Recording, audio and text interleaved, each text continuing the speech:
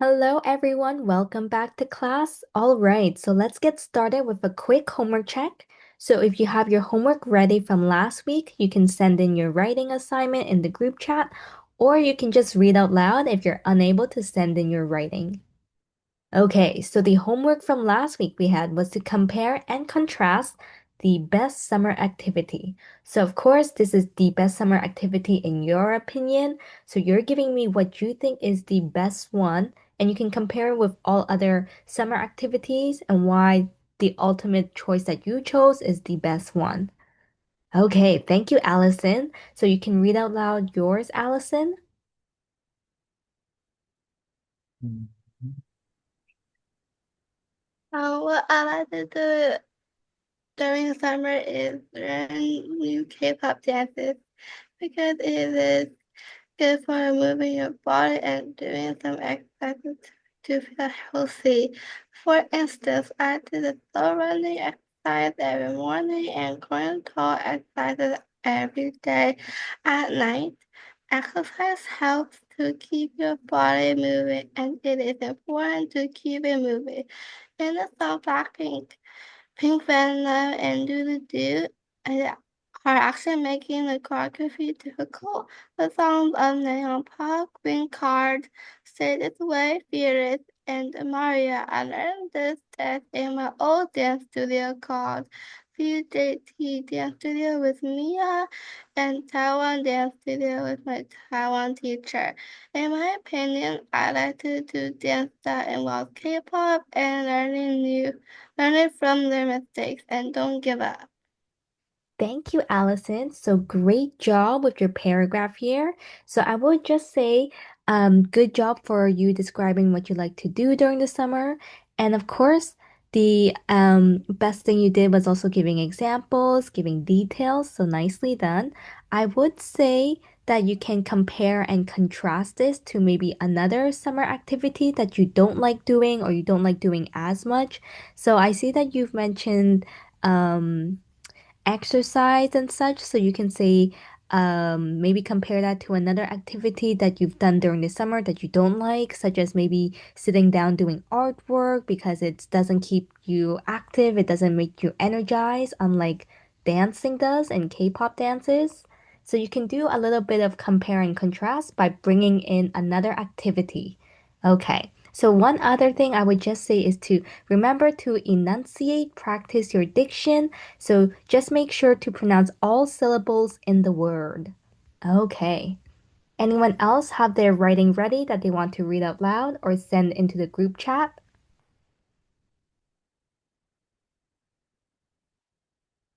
So Jinyi, Isaiah, if you have your writing ready, you can send it into the group chat to read out loud, or you can just read out loud if you're unable to send it in.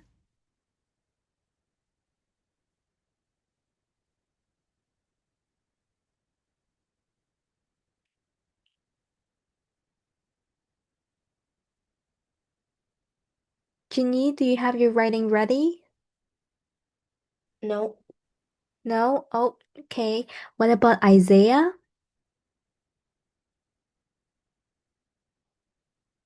No? No? Okay. So I guess for now we'll continue on with the rest of our lesson then, since none of you have your writing ready or want to read out loud, which is fine as well. Okay, so let's come to today's lesson, which is first off, we're going to start with a quiz, since we haven't done one in a bit of time. So just a little short quiz. All right, starting with number one, you know the drill. You can answer directly in the group chat and send in your answers directly to me. So that gives a chance for other students to answer in or send in their answers. Okay, so starting with number one, which word is a plural noun?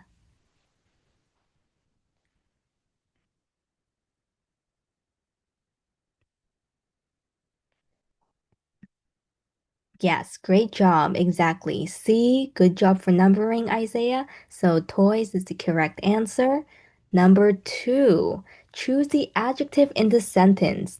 The big dog barked loudly.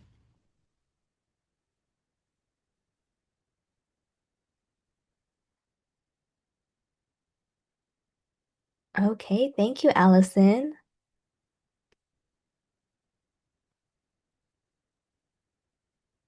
Okay, so I'm getting some mixed answers here. So for number two, give me your best guess as to which one you think it is. All right, thank you, everyone. Okay, so some people are saying C, some people are saying B. Oh, I see someone changed to D. Okay, yes. Great job. So exactly. The correct answer is big over here. So the adjective is the word that describes the noun. So we know the noun is dog, and we know that big is describing the dog. So it's describing the noun. So therefore, it's an adjective. Okay, great job. And of course, can you identify the verb? You can just type out which word is the verb here and which word is the adverb. Does anyone know in this sentence?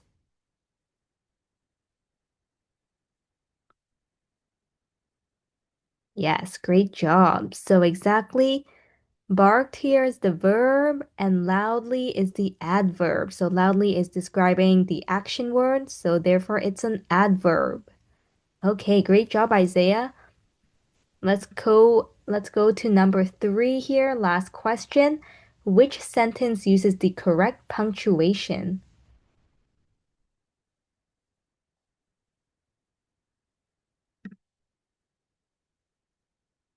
Yes, thank you, Allison. Okay, yes, great job, Isaiah. So C is the correct answer here.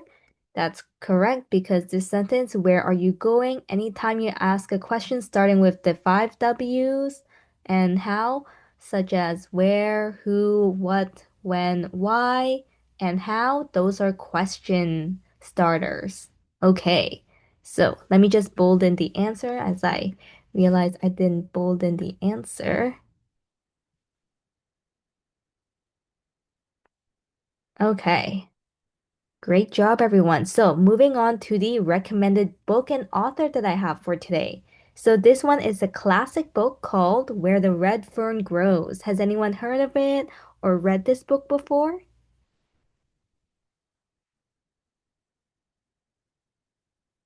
No? You can just shout out no, you've never heard of it, or yes, you've heard of it, or you've read it. Okay, so, oh, thank you, Ginny and Allison. Never heard of it. All right, so this is a classic uh, children's book, and it's quite moving. It has a message in the end as well. So you as the readers will take a lot from this book. Okay, so yes, thank you everyone for answering. All right, so I'll just start with Isaiah. You can just read out loud this paragraph first. Billy, old Dan, and little Ann, a boy and his two dogs. A loving threesome. They ranged the dark hills and river bottoms of Cherokee country. Old Dan had the brawn, little Ann had the brains, and Billy had the will to train them to be the finest hunting team in the valley. Glory and victory were coming to them, but sadness waited too, and close by was the strange and wonderful power that's only found where the red fern grows, an exciting tale of love and adventure you'll never forget. Thank you, Isaiah. Great job reading out loud. Okay, so just some names that are kind of hard to pronounce would be this name here, which is cherokee. So I think this is a native word, which is why some people might not have heard of it or know about it. And also, some people might not understand brawn over here. So brawn, does anyone know what brawn means?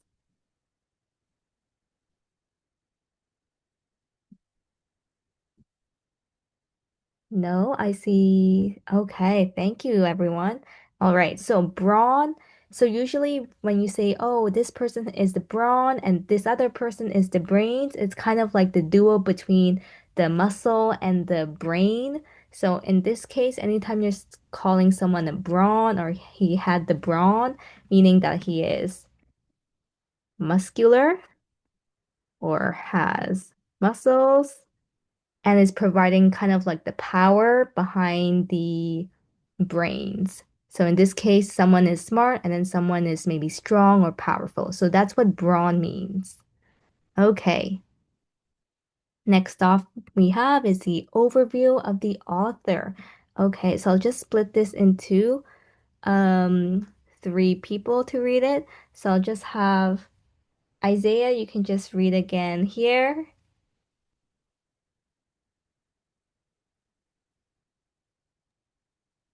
Wilson Rawls was born on September 24, 1913, in the Ozark Country of Scraper, Oklahoma.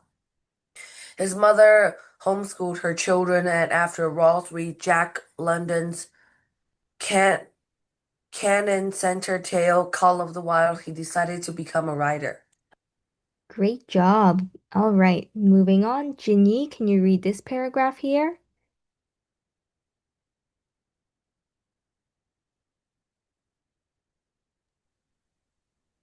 Oh, Jinyi, are you able But to? Oh, yes. but the Great Depression hit the United States in 1929, and Voss left home to find work. His family moved to Albuquerque. Albuquerque, New Mexico in 1935, and he came home each fall to work and hunt. He wrote stories while he traveled, but his lack of formal education hampered his grammar, and he could not sell anything. In 1958, he gave up on his dream and burned all his work. He later revealed his Literary. literary desires to his wife, Sophie, and she encouraged him to keep writing. Great job, Ginny. So good reading pace. So I would just say, make sure that when you're reading out loud, try to take pauses when it's more where the commas and periods are, just so that you have a better flow when reading out loud and the sentences connect to each other and doesn't have awkward stops. So that's just for future reference when you want to improve your speaking out loud or reading out loud ability. You can just practice reading out loud and making sure you take breaths and the pauses during the commas and periods. All right, so just some words to be careful of includes depression over here, as well as burned. So just make sure to pronounce the U in burned, as well as literary. So literary meaning anything regarding the English language. So anything with literature or literary, it's regarding the English language. Okay, last paragraph we have. Allison, could you read out loud? In a 3-week birth, Rawls wrote Where the Red Fern Grows in highly autobiographical and poignant account of a boy, his two hounds, and a raccoon hunting in the Ozark Mountains. His wife edited his grammar after serialization in the Saturday Evening Post. Doubleday published the novel in 1961. By the late 1960s, word of mouth helped the book become a classic for young readers. Rawls wrote and Sophie edited one more book, The Summer of the Monkeys, in 1976. This too became a classic. Rawls died in 1984 in the Hell Falls in the Great job, Allison. So good reading pace. And for here, this would be Idaho. So just the name of it's called Idaho in the US. And also for these bolded words here, those are going to be our vocab words, but in this case, poignant, So this one's a bit hard to pronounce, poignant and serialization. Okay, so this brings me to the next part. Let's define these vocab words. So we know hampered, this is a verb meaning to hinder or impede. Another way to say slow down the movement or progress of something. So an example sentence would be, their work is hampered by lack of funds. So kind of like slowed down or stopped, kind of like hampered, it means giving an obstacle or putting an obstacle in the way so that something is not able to progress or go forward. Next word we have is poignant. This is an adjective and it means evoking or creating a keen sense of sadness or regret. So a keen meaning a strong sense of sadness or regret. For example, leaves turning color and dying is a poignant reminder about the passage of time. Okay, last word we have is serialization, which is a verb, and it could have two definitions. They're meaning the same thing, but it's just another way to define this word. So it could be either meaning you're publishing or broadcasting a story or play in regular installments. So saying that there's book one, book two, book three, book four in a series of books. So that would be serialization. Or it could also be something where you're arranging something in a series. So maybe you're arranging history books in a series, an alphabetical series. So that would be arranging something in a series definition here. So an example sentence, sections of the book were serialized in the Sunday Times, as well as each document sent to investors should be individually numbered or serialized. Okay, so this comes to the prompt on the next slide here that I have for you all, which is to write about a sad story, which could be fiction or nonfiction, so real or not real, and make sure that this sad story has a lesson or message at the end for the readers.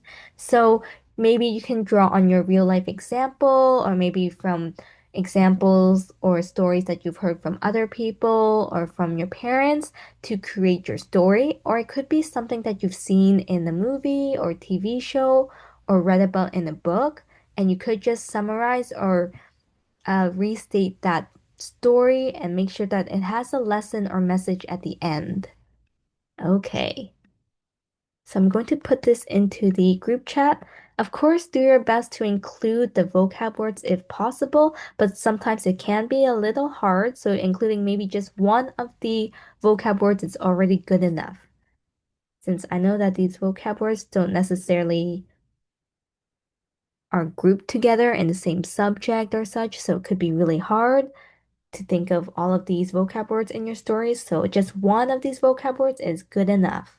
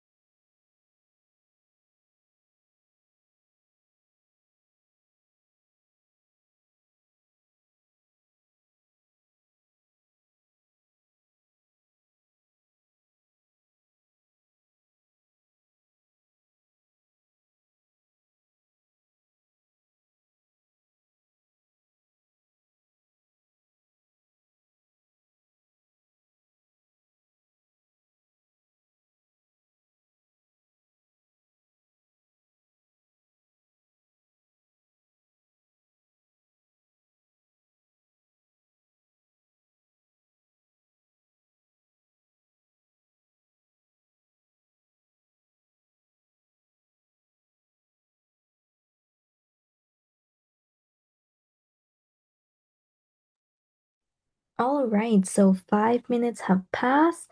If you have your writing ready, you can send it in, or does everyone still need more time?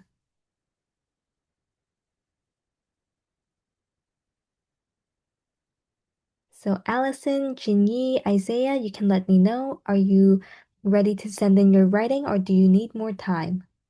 There could be more time. More time? Okay, More time. I can give everyone 2 more minutes then.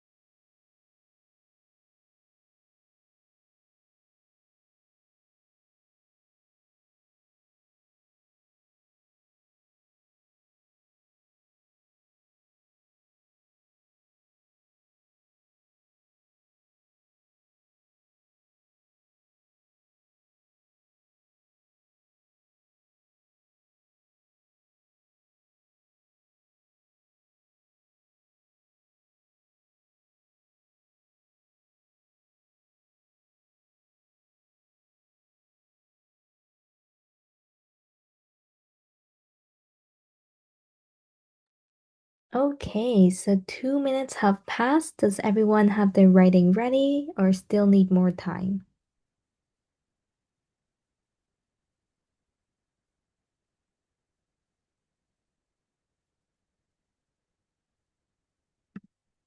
Okay, so thank you, Allison, for sending in your writing. You don't know how to write a sad story? Okay, that's fine, Isaiah. Maybe you can talk about a story of your own, or maybe a story that you've seen in a novel or in a TV show and write about that if you would like.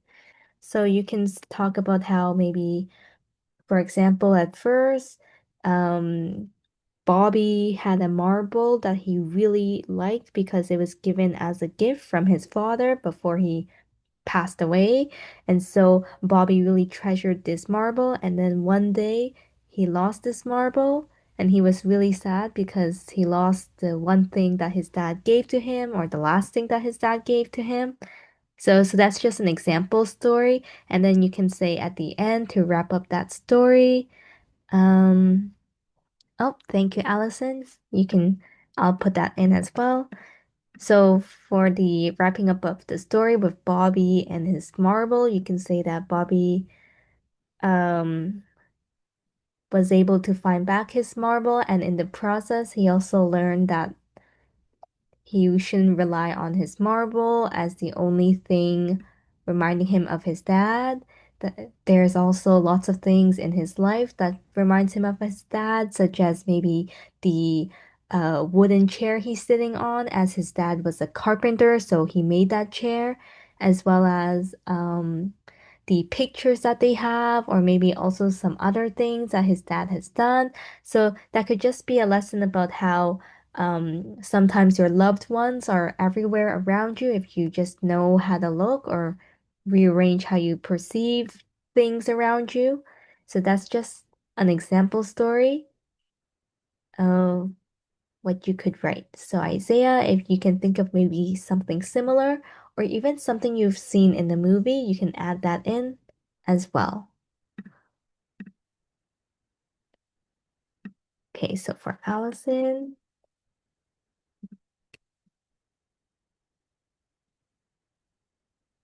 so here I would just add in this to make it into like a message. Okay,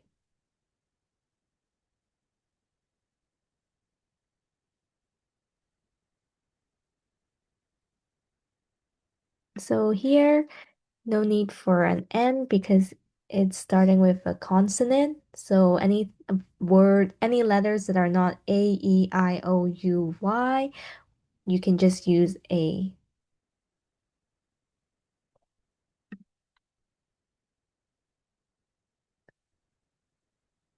Oh, so here, hmm. Okay, so Johnny and Dallas died by a burning church, but they went to a library. So I think maybe the order of events might be a little incorrect, or maybe it's just a little bit of grammar structure, just because who is the, how are they able to go to a library if they died by a burning church?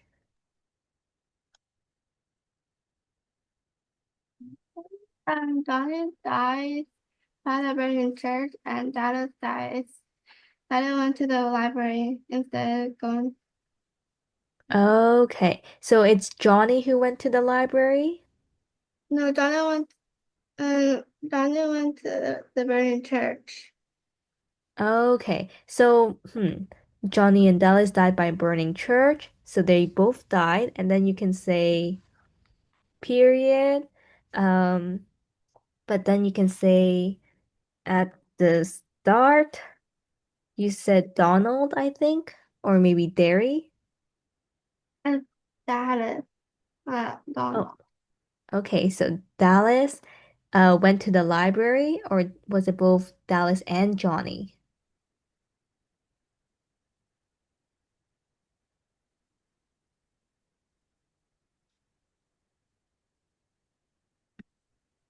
Oh, so Allison, just because the order of events is a bit confusing, if you have Johnny and Dallas died by burning church, but you want to say that maybe Dallas or another character, Derry, went to get help or to call for help, then we have to make it more clear, as well as the sequence of events. So, okay, so we have Johnny and Dallas died by a burning church. Is this something that happened at the start of the story and then we talk about what happens next? Or is this something that happens at the end of the story after a series of events have happened? So I think just the order of events we have to make clear, such as you mentioned Dallas going to the library. So if it's just Dallas, I'll just say Dallas went to a library.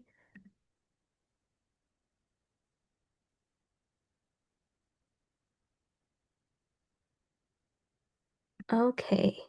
Um, as well as maybe you can say why is it too late? So if you have time, you can even be more specific and add in more details of why it was too late. You can say by then, Johnny and Dallas went into the church without knowing the dangers or without knowing that the church had um, electricity running over the ground and it was easy to catch on fire or something like that. So you can explain why it's too late and then peel off the pages of a book.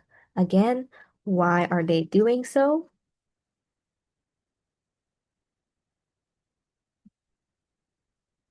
And also, I would just say make clear the series or the order of events. Okay.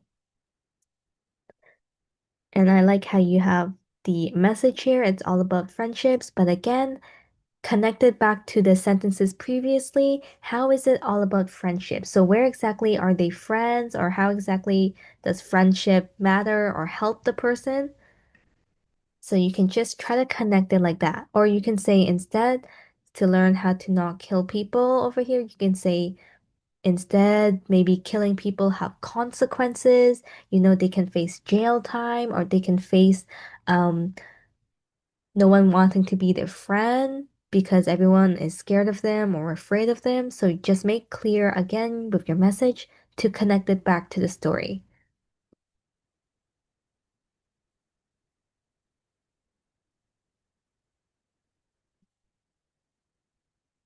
Okay, so I'll just put in Ginny's sentences, and then Isaiah, if you have yours ready, you can also send it in.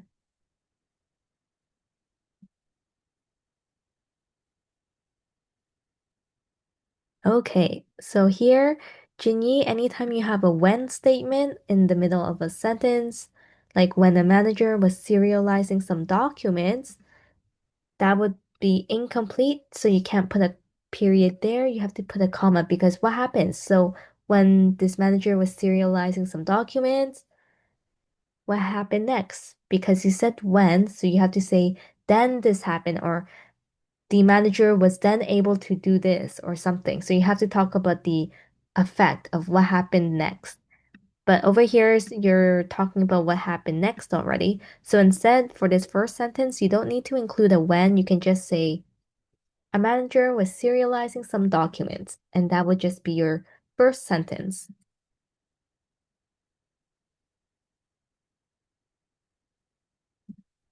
Oh, good job using the vocab words as well. Serializing and hampered. 70% of the people and the company had retired. And then here, it would just be 1-0 if you're talking about lose. But if you're talking about if you're losing money or losing something like at a loss, that means that it's just 1-0. But if you're talking about something that is loose, as in this screw is loose or this picture frame hanging on the wall is loose, it's mean that it's wobbly, it's unstable, and so that would be 2 O's. Okay. He only can. So here, instead of only can, usually we would say as he can only. So not only can, but usually it would be can only.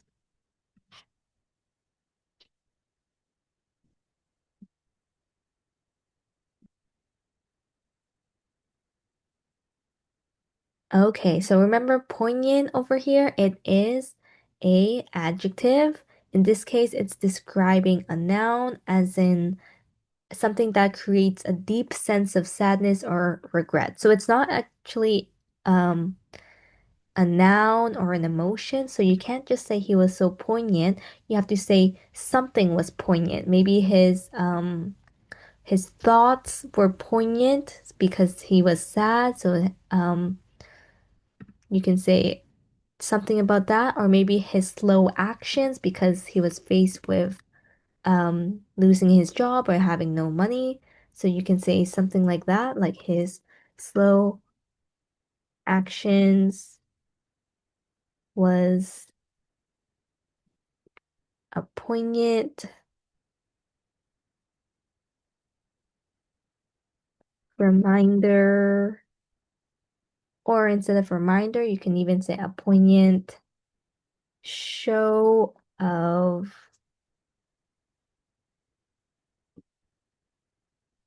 poignant show of maybe sadness. Or instead of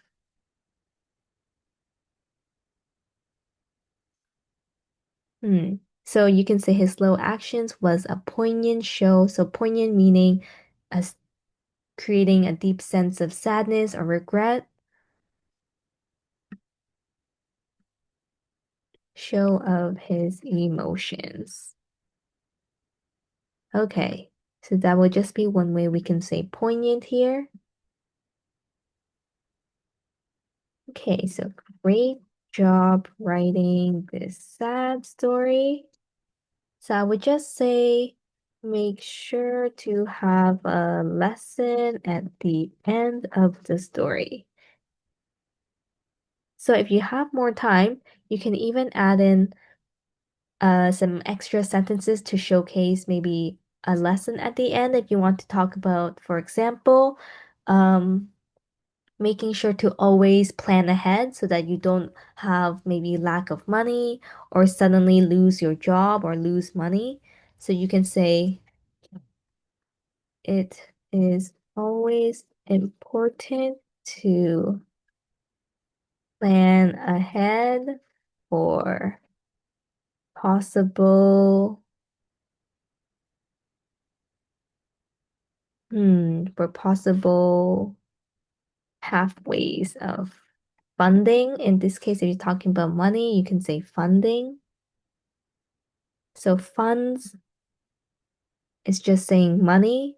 So if someone says, I don't have enough funds, meaning I don't have enough money, and it's usually talking about something like a group project or something relating to like a company. Okay. So here you can say it is always important to plan ahead for possible pathways of funding. That could be a lesson. Or another lesson you can even say is make sure to always plan ahead or make sure to always have backup plans. Okay. All right. So for Isaiah, do you have your writing ready or no? No. No? Okay. That's okay. So maybe you need a bit more time to write, which is fine. So if you're unable to complete this just yet, you can just complete it for homework. So I'll just move on for the next part now. So let's come back to the poetic techniques that we were talking about from last week. So I went through the metaphor as well as the class example here, and then also the simile here. So similes and metaphors are basically like two similar or two same things, but simile is a comparison of two items using words like or as. But metaphors, when you're comparing two items, you don't use like or as. You just use the verb to be. So in this case, she is or it was, they are, they look like. Oh, using they look like would be a simile. He was like, he swam like, Shelly ran as fast as. So these are similes. Okay, so class example over here of a simile that we never got to do last week was, could I get Jinny to read this poem over here?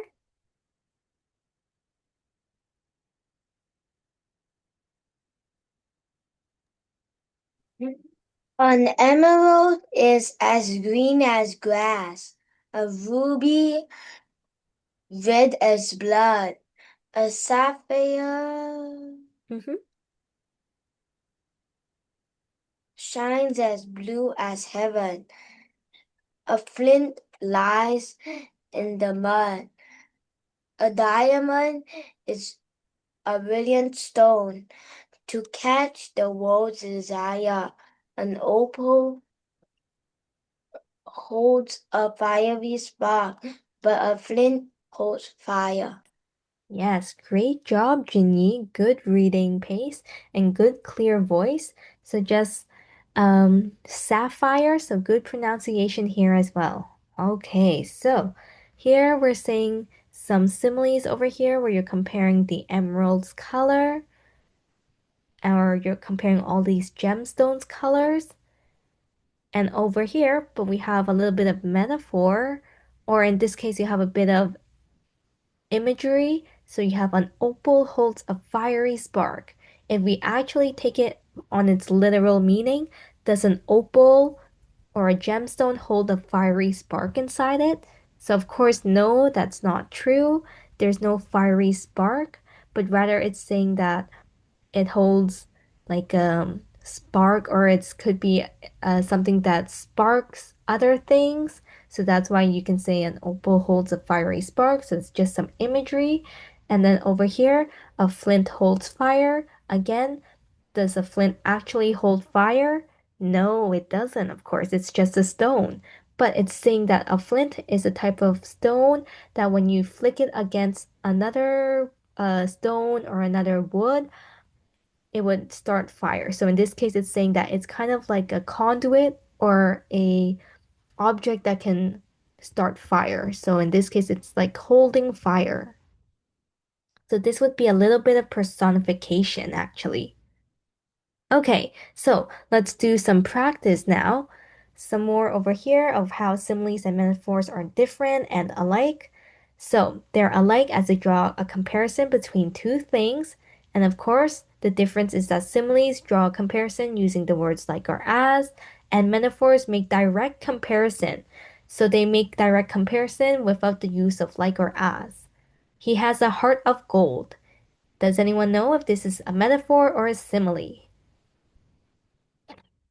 Oh, thank you, Isaiah. Okay, so I'll quickly put Isaiah's writing into the slides here.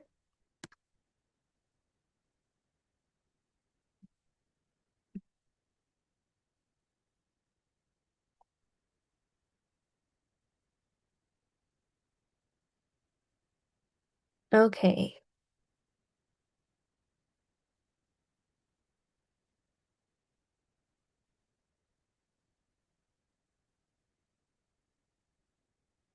Oh, so tooled would be double O.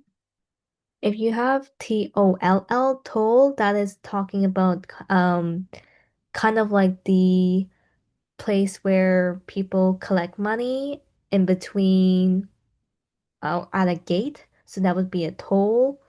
So maybe if you're crossing borders from Canada to um, the US, there would be a toll. You would have to pay a bit of money to cross through at the border. So that would be TOLL.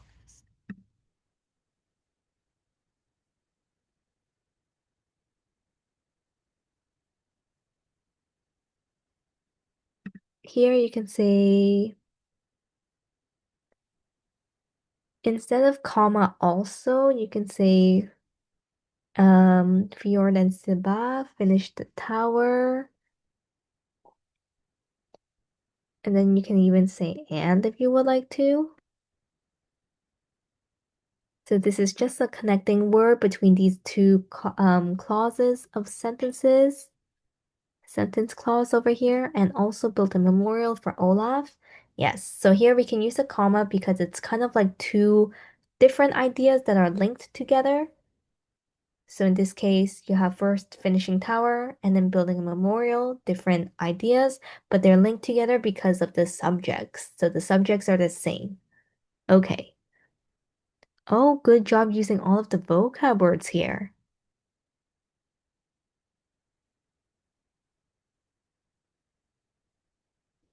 So here, or we'll lose with an E. If you use the T, it is talking about past tense. Oh, great job, Isaiah. So good reading story over here, as well as good message at the end for the readers. Nicely done. Okay, so coming back to the simile example over here, or simile and metaphor example, he has a heart of gold. For this example, is this a metaphor or a simile? Does anyone know? So you can give me your best guess as to what you think it is.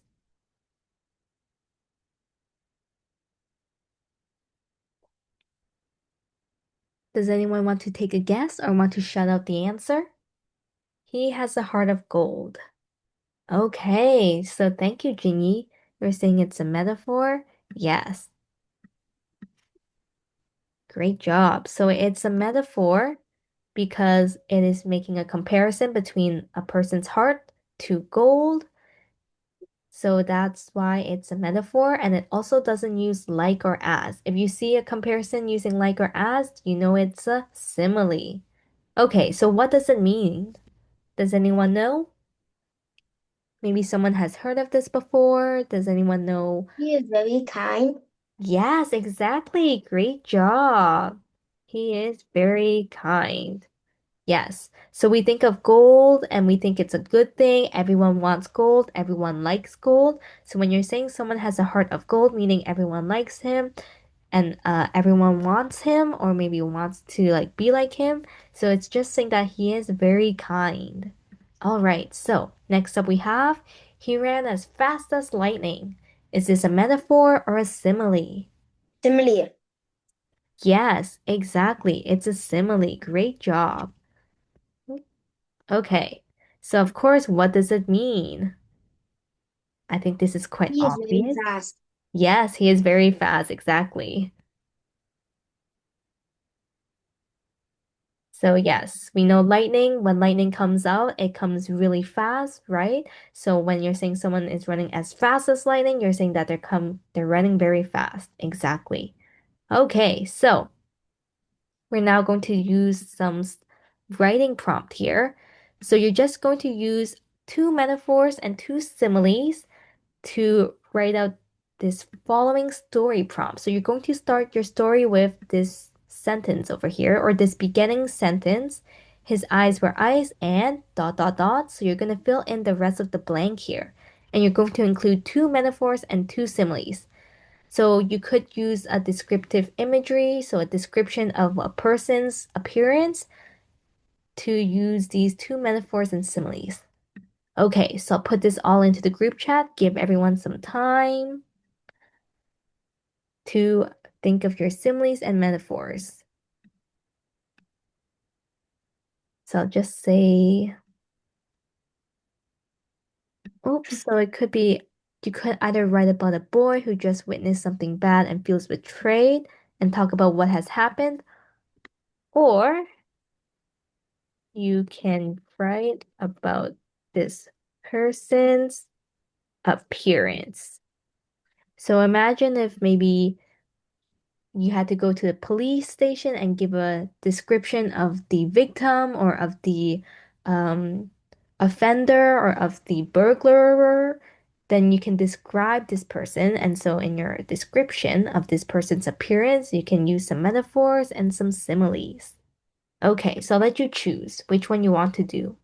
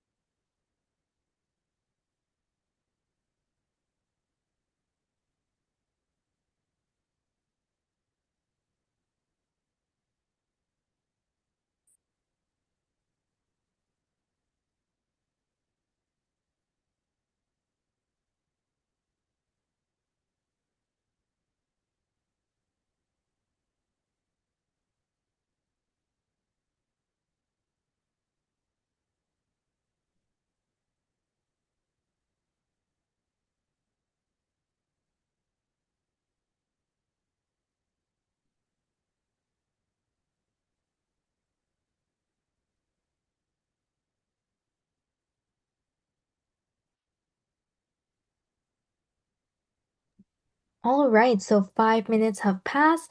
If everyone has their writing ready, you could send it in.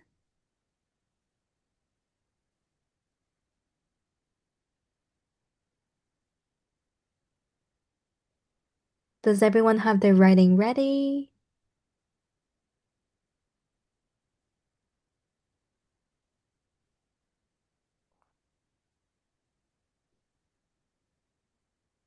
Does anyone need more time? So how's everyone writing coming along so far?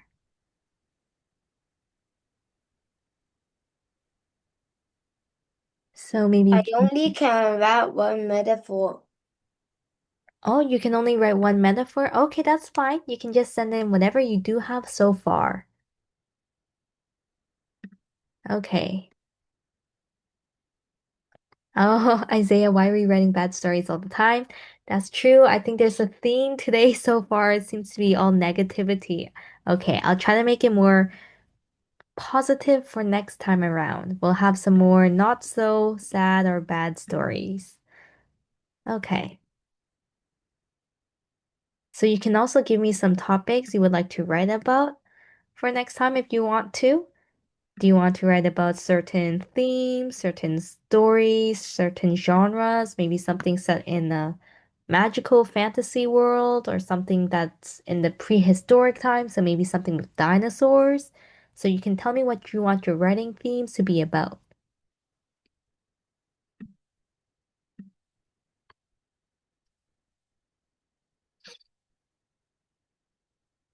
Okay. So far for Allison. Okay, so great job with the metaphor. His eyes were ice and his face was on. Oh, so not actually a metaphor here when you say his face was on fire, because then it would actually literally mean he was on fire. And here, as fast as he can. So this is not a comparison because you're not comparing it to another thing. So he's running as fast as he can would just be talking about his abilities. But if you're comparing it to something else, you can say, Ivan ran as fast as lightning, for example, or Ivan ran as fast as a cheetah.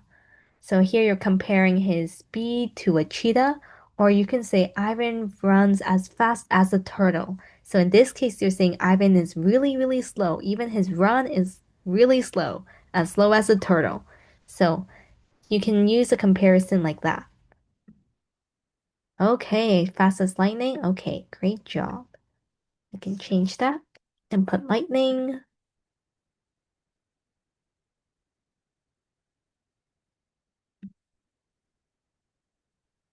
And then here you can say his face was on fire. So instead of on fire, you can say something contrasting is his eyes were ice. Maybe his face was, you can say red as fire, if you would like, where maybe he's either blushing or maybe he's um being flushed, maybe from the heat or maybe from whatever it is, but you're doing comparison between how red his face is to something else. So in this case, his face was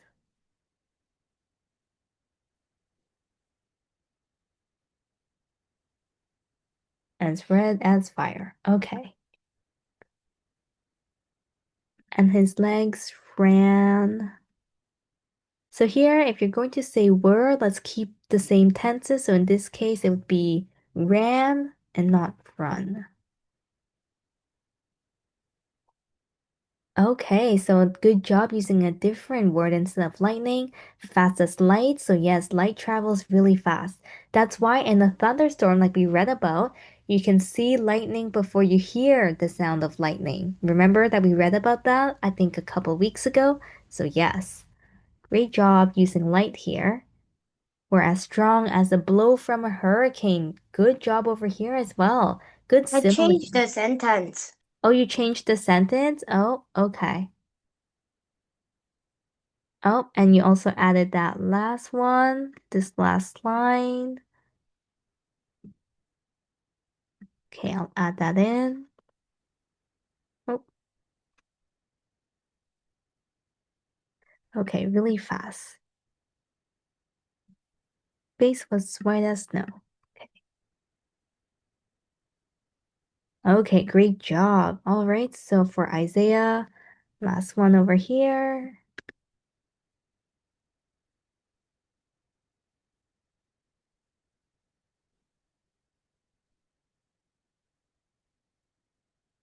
Oh, good metaphors over here. His heart was glacier. Yes. So saying that he has a cold heart. So usually that's a metaphor for meaning this person is maybe mean or very cold to other people. Fast as a cheetah. Good comparison here. Good simile.